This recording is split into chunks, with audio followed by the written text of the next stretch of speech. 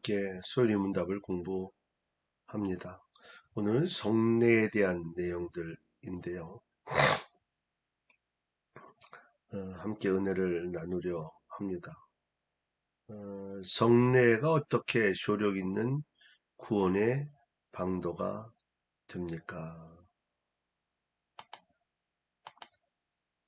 성례가 효력 있는 구원의 방도가 되는 것은 성례 자체나 성례를 행하는 사람에게 어떤 덕이 있어서가 아니고 오직 그리스도의 복주심과 믿음으로 성례를 받은 사람 속에서 그리스도의 성령께서 일하심으로 됩니다. 자체의 문제는 아니다. 또 사람에게의 문제가 아니다. 믿음으로 성례를 받은 사람 속에 나타나는 성령의 일하심. 이것이 중요한 것이죠. 성례가 무엇입니까? 성례는 그리스도께서 세우신 거룩한 예식이다. 예수 그리스도께서 세우신 거룩한 예식이다. 제자들에게 전하신 알려주신 예식이죠. 이 예식 가운데 그리스도와 새 언약의 유익이 눈에 보이는 표로서 믿는 사람에게 표시되고 인쳐지며 적용됩니다. 눈에 보이는 표로서 믿는 사람에게 표시되고 인쳐져져 적용이 된다. 성례란 거룩한 규정이고 주님이 제정하셨고 그리스도께서 지상 생애를 사실 동안에 제정하신 것이다. 결혼은 거룩한 규례지만 성례는 아니다. 성례 아니죠. 가시적 표의 사용과 관련되어 있다. 물과 떡과 포도주. 가시적인 표식과 함께 그리스도와 그의 구속을 제시하고 인치시며 적용하는 목적을 지닌다. 떡은 그리스도의 몸이다. 포도주는 그리스도의 피다. 주의 만찬은 성도들이 참여하는 것이다. 세상 사람이 아니라 신자를 위한 것이다. 이미 예수 그리스도를 믿은 사람들을 위한 그 성례의 모습입니다. 신약의 성례가 어느 것입니까? 신약의 성례는 세례와 성찬입니다. 세례는 교회 회원권의 표시. 그러니까 세례를 받은 그때부터는 이야기하면 공동회에서 투표를 할 수 있는 또 내용을 또 설명하거나 이야기할 수 있는 권한이 있다. 성찬은 교회 회원의 교통의 표시다. 감지할 수 있는 표, 물, 떡, 포도주. 참된 믿음과 바른 시행, 내적인 은혜를 받게 되는 거죠. 성령을 통한 은혜의 수요. 이단들의 모습은 감지할 수 있는 표 여러 가지 감각적인 모습들이 있는데 이것이 온전한 믿음과 바른 시행이 되지 못해요. 그래서 문제가 생기고 그래서 이단이 되어집니다. 세례가 무엇입니까? 세례는 성부와 성자와 성신의 이름 안으로 연합시키는 물로 씻는 성례입니다. 세례는 우리가 그리스도에게 접붙여짐과 은혜 언약의 유익에 참여함과 주님의 것이 되기로 약속함을 표시하고 인칩니다. 그러니까 쉬운 말로 얘기하면 이제 나는 그리스도의 사람이다 라고 하는 것을 표현하는 것이다. 세례는 그리스도께서 정하신 것이다. 세례는 그리스도와 연합의 표시자 인치입니다. 세례는 그리스도의 보혈로 말미암은 죄의 사면을 나타낸다. 세례는 거듭남 즉 새로 태어남을 나타낸다. 세례는 하나님의 가족으로 입양됨을 나타낸다. 세례는 영원한 생명으로의 부활을 상징한다. 세례는 엄숙한 유형적 교회에 가입하게 되는 공적 의식이다.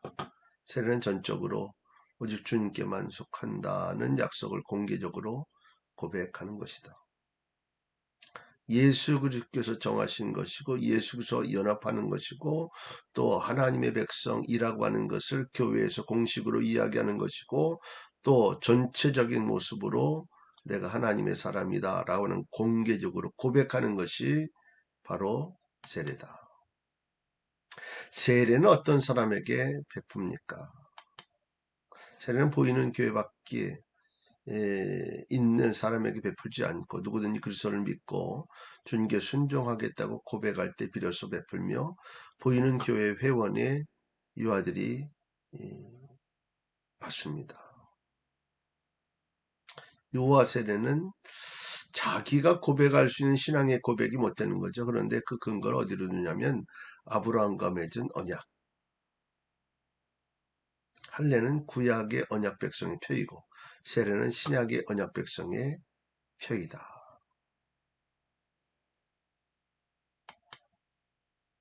주님의 성찬이 무엇입니까? 주님의 성찬은 그리스도께서 정하신 대로 떡과 포도주를 주고받음으로써 그의 죽으심을 나타내 보이는 성례입니다. 그의 죽으심을 나타내 보이는 성례입니다. 주님의 성찬을 합당하게 받는 사람 물질적이고 육신적인 태도가 아니라 믿음으로 받고 그리스도의 몸과 피에 참여하여서 주님의 모든 유익을 받고 신령한 양식을 먹고 은혜 안에서 장성합니다.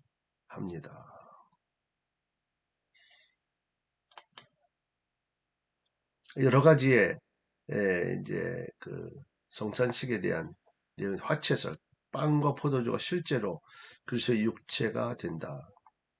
빵을 넣는 순간, 포도주를 넣는 순간 육체가 된다.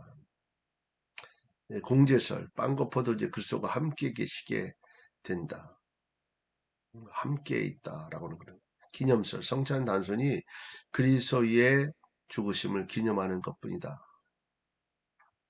이 부분을 또 다른 표현으로 영적 다른 표현이 아니고 이런 좀 비슷한 느낌을 갖고 있지만 조금은 다른 영적 임재설은 빵과 포도를 육적인 의미가 아니라 영적인 의미로 먹는 것, 즉 그리스도의 살과 피를 성찬을 받는 참여자의 믿음 안에서 참되게 그리고 실제 영적으로 임재하는 것, 이것이 바로 영적 임재설인데 보통적으로는 이 영적 임재설을 많은 기독교, 보통적인 기독교에서는 받아들이죠. 자, 주님의 성찬을 합당하게 받으려면 어떻게 하여야 합니까? 주님의 성전에 합당하게 참여하는 사람은 주님의 몸을 분별한 지식이 있는지. 그래서 뭐 이렇게 물어보잖아요. 혹시라도 내가 잘못한 일이 있으면 받지 않으셔도 됩니다. 분별의 지식이 있는지, 주님을 양식으로 삼는 믿음이 있는지, 회개와 사랑과 새로운 순종이 있는지 스스로 살펴야 합니다. 그렇지 않으면 합당치 않게 나옴으로써 자기에게 임할 심판을 먹고 마시게 됩니다. 그러지 않으면서 그렇게 하면 자기에게 임할 심판을 먹고 마시게 된다.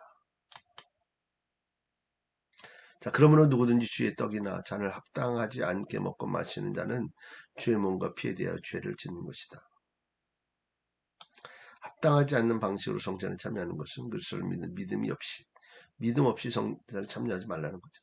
마음속에 회개치 않는 죄를 품고서 죄가 있으면 회개하고 나서 하면 되는데 회개하지 않고 그렇게 참석한다는 거죠. 세 번째로 성찬에 대한 적절한 이해나 지식이 없이 아무 의미 없이 그냥 오늘은 성찬식 하면서 포도주 먹는 날이구나 또 빵을 먹는 날이구나 이렇게 생각하는 것은 온전하지 못하다. 사람이 자기를 살피고 그 후에야 이 떡을 먹고 이 잔을 마실지니 하나님 앞에 거룩하게 삶을 살면서 하나님의 백성이라는 것을 함께 확인하고 또 교제하고 나눈 그런 것이 바로 성찬이다. 성찬에 참여하기 전에 자기 자신을 살펴야 한다. 자기 믿음과 경험을 살펴야 한다. 자기주에서 떠나야 한다. 진리에 관한 지식, 믿음, 회개와 일관성 있는 삶을 살펴야 한다. 그리스도를 사모하는 마음과 새로운 순종을 다짐함으로써 은혜를 새롭게 받으며 같이 묵상하고 뜨겁게 기도하고 있는지 살펴야 한다. 그러니까 성찬하기 전에 내 자신의 모습 한번 점검해 보아야 한다는 거예요. 회개할 거 회개하고 은혜 가운데 은혜하면서 하나님 앞에 맡기고 하나님과 함께하는 하나가 되는 그런 마음을 갖는 것이 바로 성찬식이다. 자, 오늘 여기까지 합니다. 오늘도 승리하는 날 되실 수 있기를 바랍니다.